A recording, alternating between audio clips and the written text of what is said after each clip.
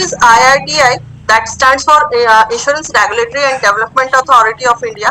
This is basically the regulatory body for all the insurance companies which are working in the insurance market in India. Okay, जिस तरीके से RBI है regulatory body है, एक central bank है सभी banks के लिए, उसी तरीके से जो IRDAI है एक सेंट्रल बॉडी है सभी इंश्योरेंस कंपनीज के लिए जो इंडिया में वर्क करती है। एक एग्जाम है जो मैंडेटरी है सभी के लिए जो भी पर्सन इंश्योरेंस सेक्टर में काम करना चाहता है। ऐसा नहीं है कि एजेंट के लिए है। अगर कोई This is the fact sheet of last financial year. We have 10,785 crore net worth, 25% growth in renewal premium. हमारा प्रीमियम जितना भी रिन्यूअल हुआ है उसमें 25% ग्रोथ हुई है लास्ट ईयर में। We have 90,500. Okay, my name is Meenakshi Dherwal and I am retail partner manager here. I am here to take your second round of interview. आप सभी लोग फर्स्ट राउंड अपेयर करके आए हैं तो आपको रूल्स पता होंगे, फिर भी मैं एक बार रिपीट कर देती हूँ। Your camera should be on throughout the session. तो जिन लोगों ने कैमरा ऑफ किया है या इंटरेस्टेड नहीं है कैमरा ऑन करने में वो मीटिंग लीव कर सकते हैं। And you will be on mute, जब तक आपका नाम नहीं लिया जाएगा तब तक आप म्यूट पे रहेंगे सभी लोग। आयुष, मुग्धे, अभय, Ajay Kumar, Archie, Jurel,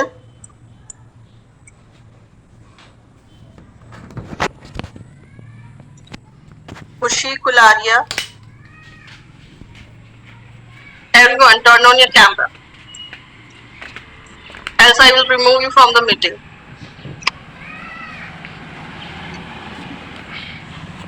All right. Okay. This round is for job description. I will tell you about the company. I'll give you the company brief and I will tell you about the joining process. Okay. First of all, I'm dropping 3 terms in the chat box. You have to Google all 3 terms. First is IRDAI. Second is onboarding. IRDAI. And last is IC38. You all have to Google it. Kindly read about it. You have 5 minutes to search it on Google. After that, I will get back to you. For the timing, you can turn off your camera and minimize the meeting also. Yes, Ayush, the 3 terms are, first is IRDAI, second is onboarding process, and last one is IC30. Yes, बताइए, what is IRDAI? You are on mute, Yash. Unmute yourself. There is an icon like mic. You have to tap on that. Hello. Hello, madam. Yes. What's your name? Ashwini. Ashwini. Yes, Ashwini. Tell me. Insurance Regulatory and Development Authority of India. And what is the function of IRDAI? IRDAI? Yes, please go ahead. Yeah, the function is to overall regulate, to see the overall supervision and regulate the insurance act. Insurance Okay. development. Yes, tell me what is onboarding process? Onboarding process is the process of basically hiring a new customer or a client through its services or the products it is offering you. Okay, great. Yeah, Vanshika Daga. Unmute yourself. Yes. Tell me what is IRDAI, onboarding process, and IC38? So, Insurance Regulatory Development Authority of India. So it is an agency that regulates all over insurance programs, like how we have SEBI and stock exchange that like regulate the stock exchange program. Then RBI for banks. Similarly, we have this for insurance companies. Then next was onboarding process. Onboarding process is a process through which we hire people. Like you take them on board, you appoint them, you choose them, you select them, you employ them. And next is IC38. IC38 is an exam that you give so that if you pass that exam, you can become an insurance agent. It shows that you have knowledge about doing something about insurance, and that's how you can deliver the kind of. Okay, great. Rajat Gupta. please. So IRDA is basically like a regulatory body which governs the insurance industry of India. It contains the provisions of various insurance activities, and it is the overall body which regulates the insurance.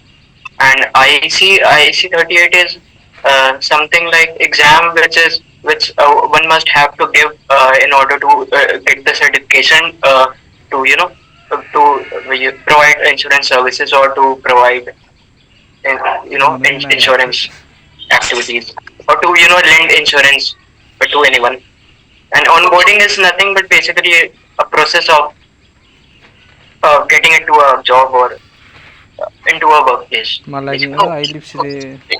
Okay, Shovan. IRDA means Insurance Regulatory and Development Authority. It is basically regulating and licensing the insurance. That's all. And onboarding process. Onboarding process is a employee hiring process to come to a authority company. And what is IC 38? IC 38 is a exam which you have to give and become a agent or a partner in the company. Oh, great. Okay, everyone lower your hand. Let me explain three terms to you, to all of you. Everyone lower your hand. Okay, first term is IRDI, that stands for Insurance Regulatory and Development Authority of India. This is basically the regulatory body for all the insurance companies which are working in the insurance market in India. Okay, जिस तरीके से RBI है regulatory body है, एक central bank है सभी banks के लिए, उसी तरीके से जो IRDAI है एक सेंट्रल बॉडी है सभी इंश्योरेंस कंपनीज के लिए जो इंडिया में वर्क करती है. जितने भी रूल्स एंड रेगुलेशन होते हैं वो सारे यही चैनलाइज करती है, यही सारी चीजें जो है रेगुलेट करती है, प्लस क्लाइंट के इंटरेस्ट के लिए भी यही काम करती है. अगर क्लेम सेटलमेंट से कोई भी इशू है तो क्लाइंट डायरेक्टली IRDA को ही कांटेक्ट करते हैं. Now coming to the onboarding process. Basically onboarding process वो प्रोसेस है जब आप कभी भी किसी भी नई कंपनी में ज्वाइन करते हैं तो आपका जो डॉक्यूमेंटेशन का पार्ट होता है जहाँ पे आप अपनी डिटेल्स देते हैं प्लस अपने डॉक्यूमेंट देते हैं वेरिफिकेशन के लिए, उसको हम बोलते हैं onboarding process. And last is IC 38. IC 38 basically एक एग्जाम है जो मैंडेटरी है सभी के लिए जो भी पर्सन इंश्योरेंस सेक्टर में काम करना चाहता है. ऐसा नहीं है कि एजेंट के लिए है, अगर कोई मैनेजर भी बनना चाहता है या रिटेल पार्टनर भी बनना चाहता है उसके लिए ये एग्जाम देना जरूरी है. अब ये जरूरी क्यों है? क्योंकि इससे आपका जो डेटा है वो डायरेक्टली IRDA के पास सबमिट होता है. 2005 से पहले ऐसा नहीं था, किसी के पास भी लाइसेंस होना जरूरी नहीं था, किसी को एग्जाम देना जरूरी नहीं होता था. उसका डिमेरिट क्या होता था कि लोग बहुत फ्रॉड करते थे. सबने सहारा स्कैम का अगर नाम सुना होगा तो उसका सबसे बड़ा रीजन यही था कि कोई भी पर्सन को रिकॉग्नाइज नहीं कर पाए थे क्योंकि डेटा अवेलेबल नहीं था किसी के पास, क्योंकि उस टाइम पे लाइसेंस इशू नहीं होते थे. दैट्स व्हाई ये IRDA ने मैंडेटरी किया है कि सभी कोई भी पर्सन जो इंश्योरेंस सेक्टर में काम करना. Redmi Q kindly be on mute. Okay, तो जो भी पर्सन इंश्योरेंस सेक्टर में काम करना चाहता है उसके पास ये लाइसेंस होना जरूरी है, इसीलिए ये एग्जाम आप सभी को देना पड़ेगा.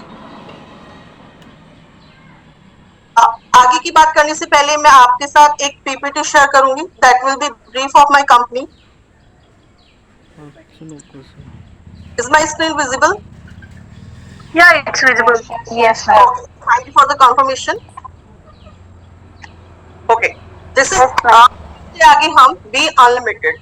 This is the tagline of our company. This is because क्योंकि जब हम खुद से कंपटीशन करते हैं तो हम डे बाय डे ग्रो करते हैं.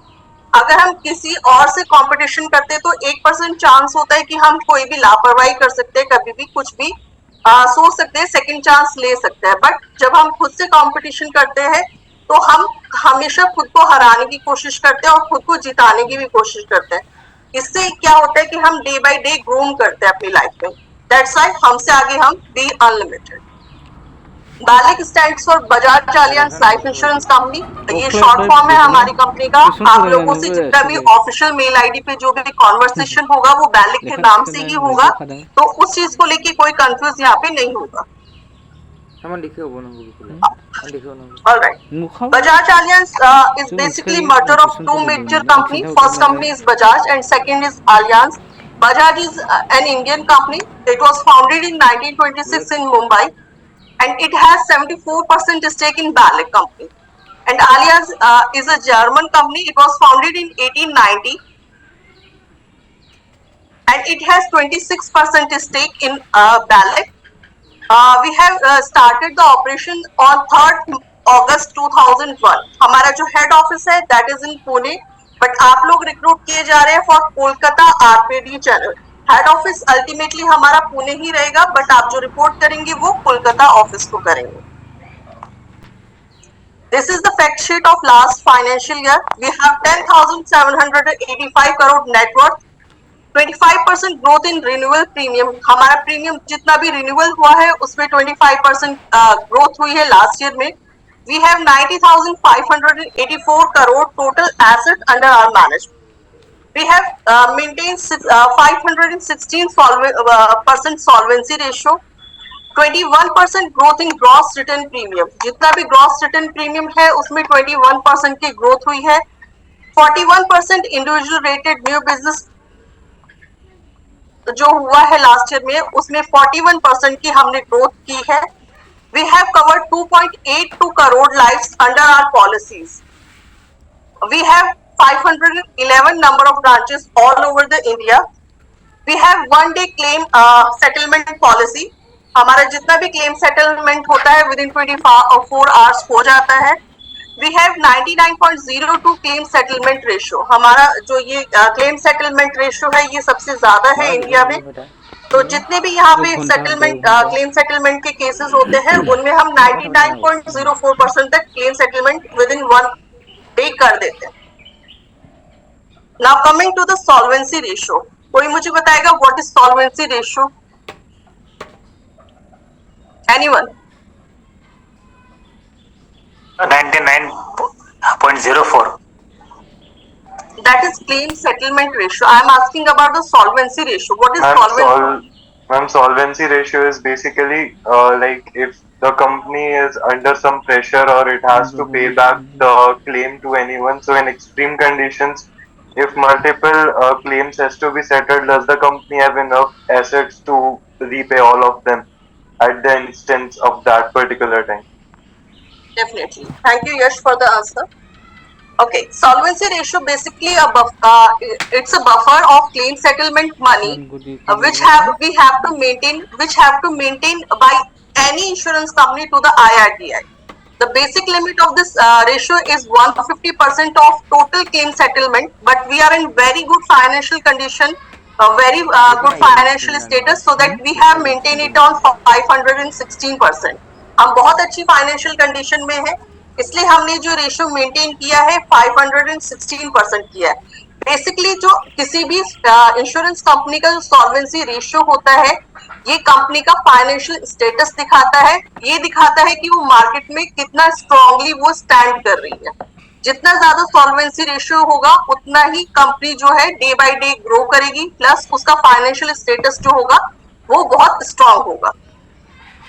Solvency ratio helps investor in identifying whether the company has enough buffer to settle all claims in extreme situation.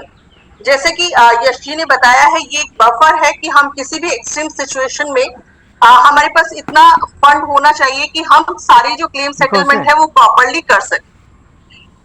It is good indicator of insurance company financial capacity to meet both its short term and long term liabilities. हमारे पास इतना fund रहना चाहिए कि अपने जितने भी short term and long term liabilities है उसको टाइमली हम पे कर सकें. According to Insurance Regulatory and Development Authority of India, that is IRDAI guidelines, all companies are required to maintain a solvency ratio to 150% to minimize bankruptcy risk. तो जो standard है that is 150%, but we have maintained it on 516%. Why is it important? ये solvency ratio maintain करना BALIC के लिए क्यों important है? Indicates the financial strength of ballot. जो बेसिक रीजन है मेंटेन करने का, ये फाइनेंशियल स्ट्रेंथ दिखाती है बैलेट की। सेफगार्ड द कस्टमर इंटरेस्ट, ये कस्टमर इंटरेस्ट के लिए एक सेफगार्ड की तरह रोल प्ले करता है। बिकॉज अगर कोई भी पर्सन इन्वेस्ट कर रहा है तो उसको एक श्योरिटी चाहिए कि मेरे को अच्छा रेट ऑफ रिटर्न मिलेगा, या जो मैंने पैसा इन्वेस्ट किया है वो प्रॉपरली आगे इन्वेस्ट हो रहा है और वो सिक्योर है। एबिलिटी टू पे क्लेम्स इन एडवर्स सोशियो इकोनॉमिक कंडीशन, कितने भी एडवर्स कंडीशन हो जाए उसमें जो कंपनी है उसके पास इतना बफर होना चाहिए कि अपनी जितनी भी लाइबिलिटीज है उसको प्रॉपरली पे कर सके। इनहैंस कस्टमर ट्रस्ट, जब सॉल्वेंसी रेशियो हाई होता है तो कस्टमर का जो ट्रस्ट है वो भी इनहैंस होता है। उसका रीजन वही है कि आजकल जो कस्टमर है बहुत स्मार्ट है, वो हर चीज कंपेयर करते हैं। तो सबसे पहले कंपेयर करते हैं कि किस कंपनी का सॉल्वेंसी रेशियो ज्यादा है, किसका कम है, उसके बाद ही वो अपना पैसा इन्वेस्ट करते हैं। We have 99.04% claim settlement ratio, ये आपको पहले भी बता चुकी हूँ मैं। दैट्स व्हाई हमको मार्केट में बोलते हैं कमिटमेंट की पहचान। अगर बजाज के बारे में कोई बात करता है तो ये स्लोगन आपको सुनने को मिल सकता है कि कमिटमेंट की पहचान है बजाज। अब आप लाइफ इंश्योरेंस कंपनी के साथ काम करने जा रहे हैं तो आपको लाइफ इंश्योरेंस के एडवांटेजेस पता होने चाहिए। First is return on investment.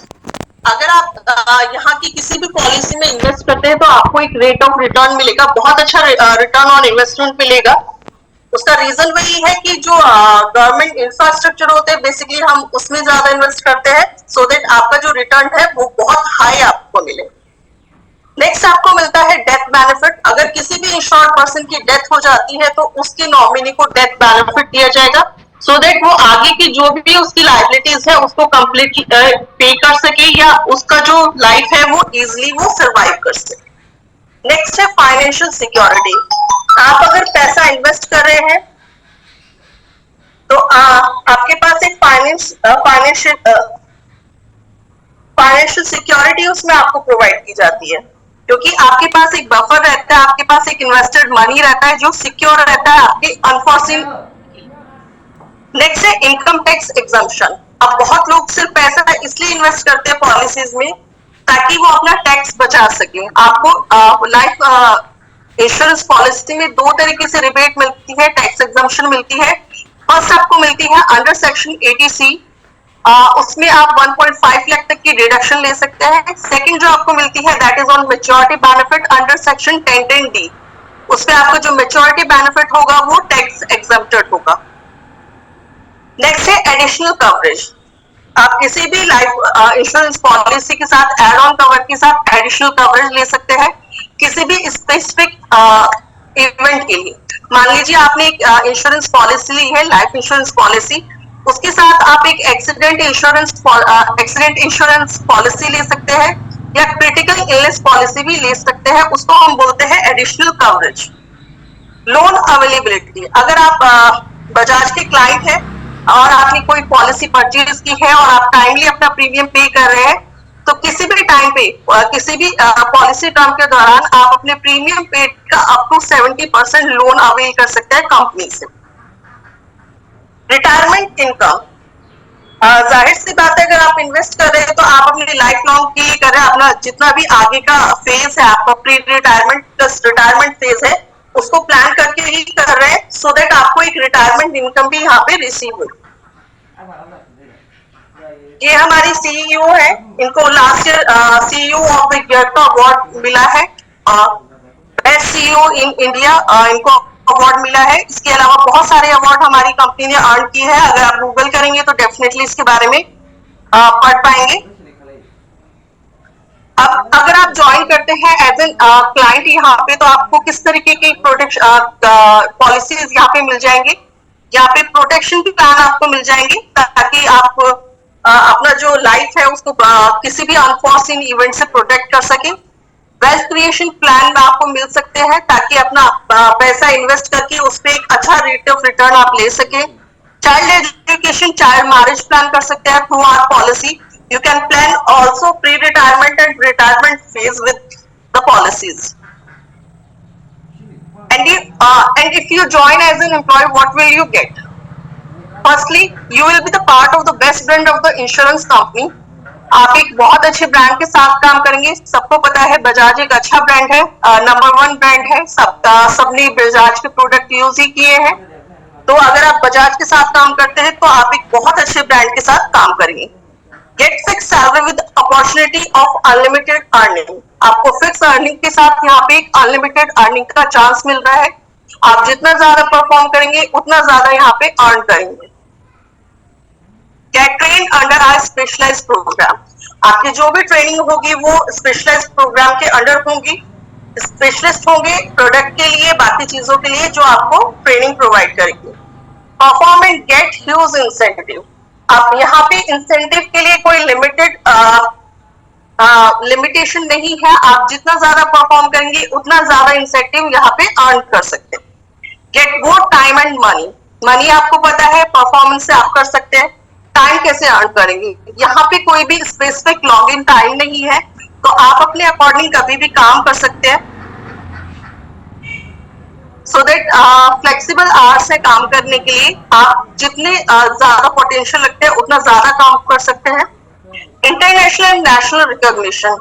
यहाँ पे बहुत सारे कॉन्टेस्ट रन किए जाते हैं सो दैट आपको नेशनली एंड इंटरनेशनली रिकॉग्नाइज करने का रिकॉग्निशन का मौका मिले।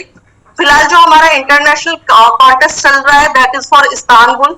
अगर आप क्वालिफाई करते हैं तो कंपनी कॉस्ट पे आपको 1 हफ्ते के लिए वहां पे लेकर जाएंगे, आपको सिटी टूर दिया जाएगा। Other than that you will get rewards and awards. आपको इंटरनेशनल अथॉरिटीज से मिलने का मौका मिलेगा, प्लस इंटरनेशनल क्लाइंट से भी मिलने का चांस मिलेगा। नेशनली जो हमारा चल रहा है दैट इज नेशनल कांग्रेस। अगर आप क्वालिफाई करते हैं तो आपको एक सर्टेन जगह पे लेकर जाएंगे, वहां पे भी सेम है, आपको अवार्ड्स मिलेंगे, रिवॉर्ड्स मिलेंगे, नेशनल अथॉरिटीज से आपको मिलने का मौका मिलेगा, प्लस आपको सिटी टूर भी वहां पे कंपनी कॉस्ट पे दिया जाएगा। Build your team yourself. आपके पास चॉइस है कि आप अपनी टीम के लिए मेंबर खुद चूज कर सकते हैं। अपनी टीम को कैसे मैनेज करना है ये आपका डिसीजन होगा। Work from home with our digital tools. आपको ऐसे डिजिटल टूल्स प्रोवाइड किए जाएंगे जिससे आप घर बैठे आराम से इफेक्टिवली काम कर सकते हैं। आपको कहीं भी बाहर जाने की जरूरत नहीं पड़ेगी।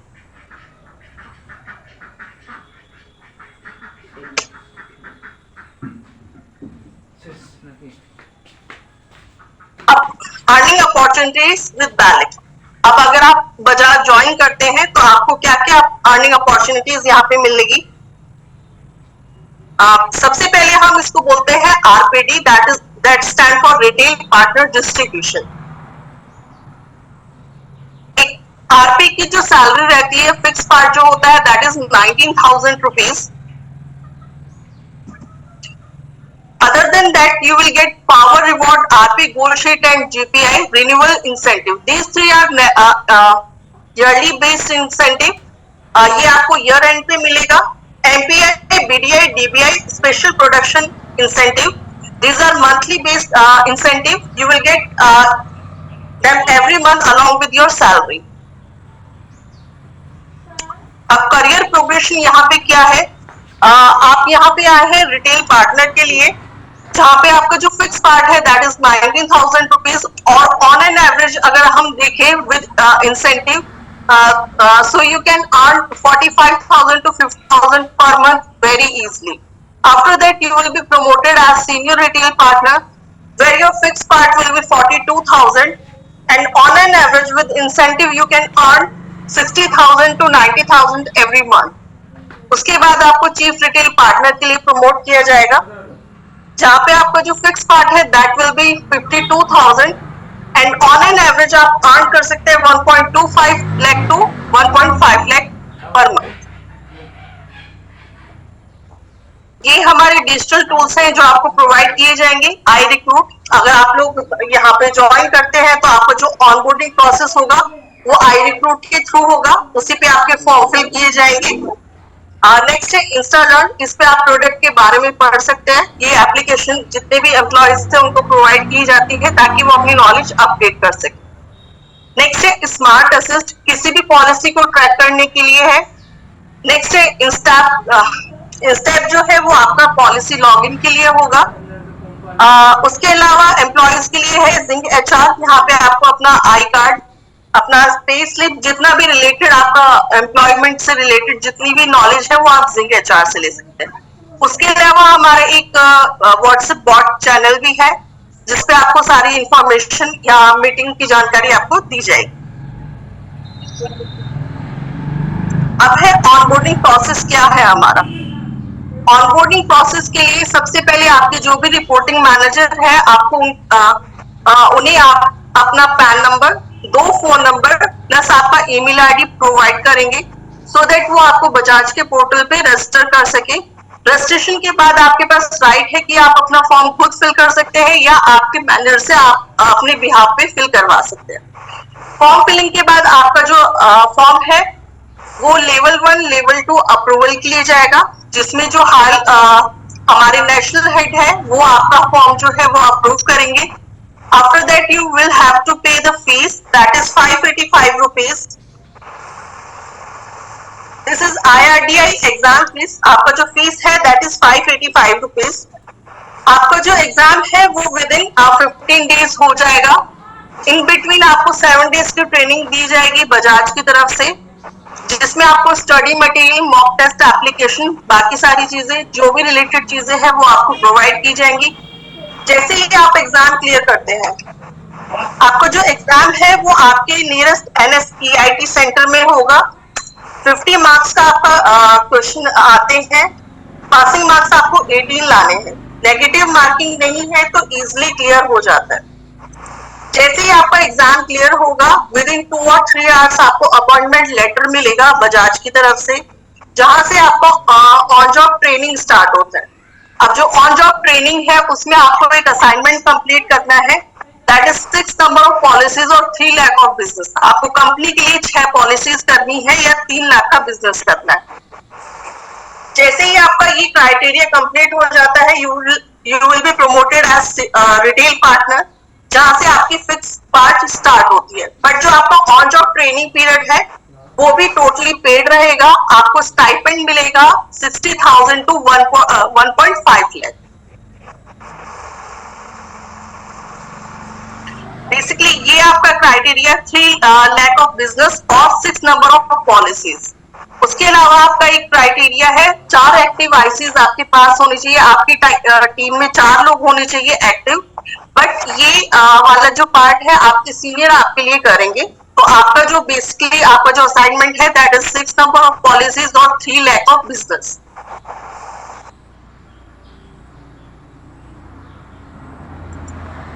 ऑलराइट, यहाँ तक सबको क्लियर है। तो ऑनबोर्डिंग प्रोसेस में एक बार सबको फिर से बता देती हूँ। ऑनबोर्डिंग के लिए सबसे पहले आपको अपना pan number, 2 phone number plus आपका मेल आईडी आपको रिपोर्टिंग मैनेजर को भेजना है, जहां से भी आपको लिंक प्रोवाइड की गई है उनको देना है, सो दैट वो आपको रजिस्टर कर सके बजाज पोर्टल पे।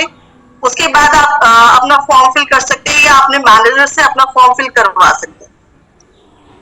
फॉर्म फिल करने के बाद आपका जो फॉर्म है वो लेवल 1 लेवल 2 अप्रूवल के लिए जाएगा।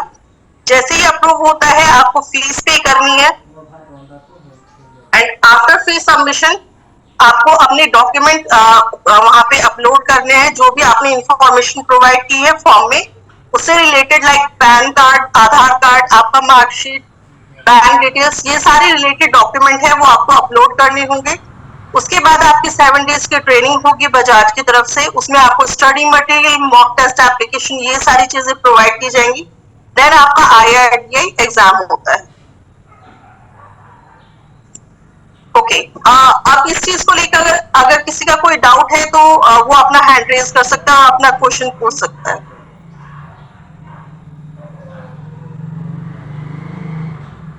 ये सारिया।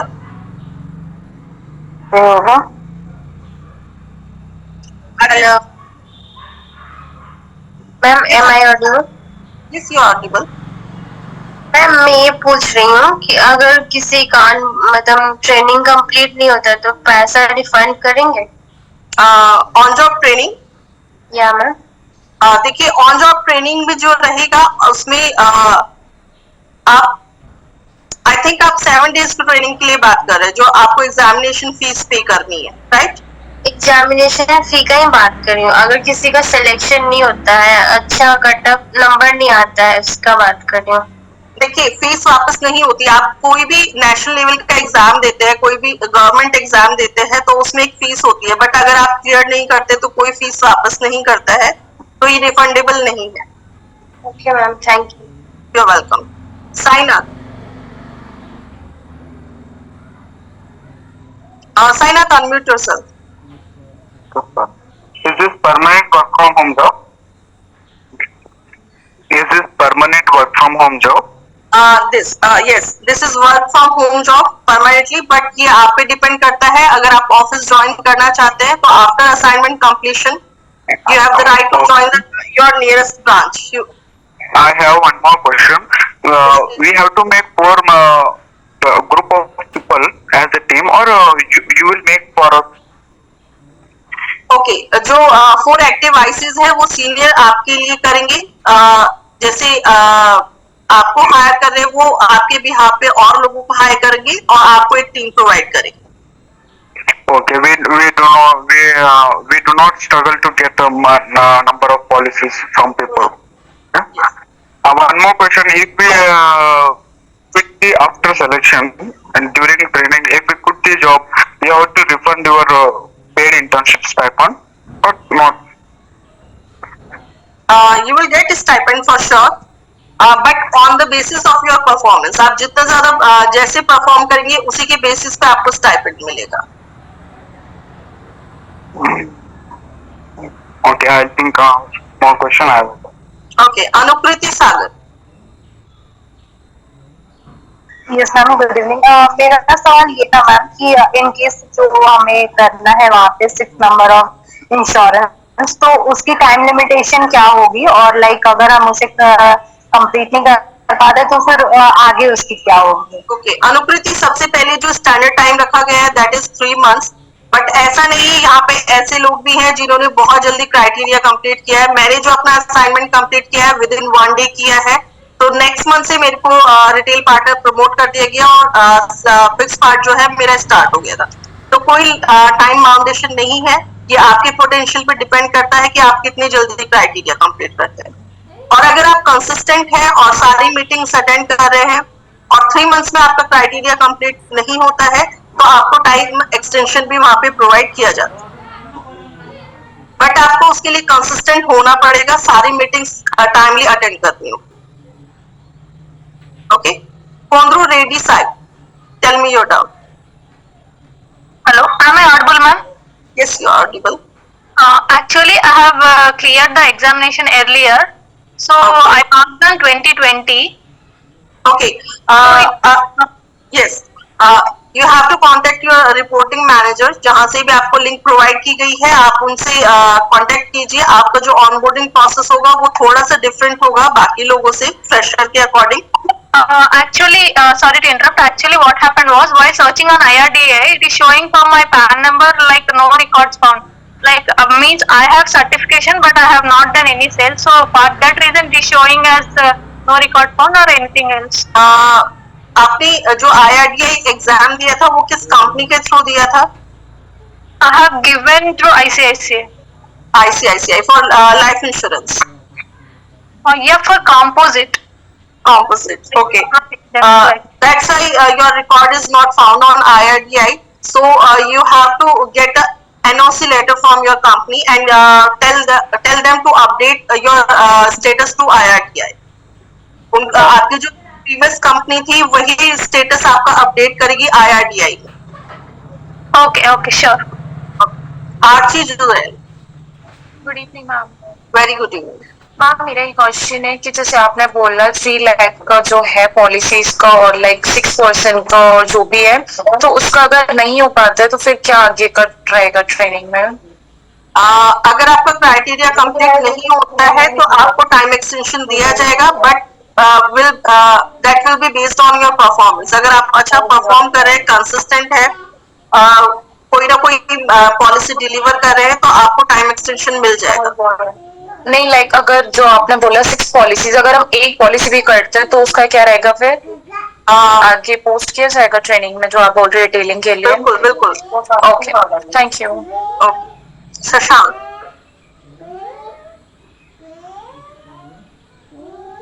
Shashank, unmute yourself.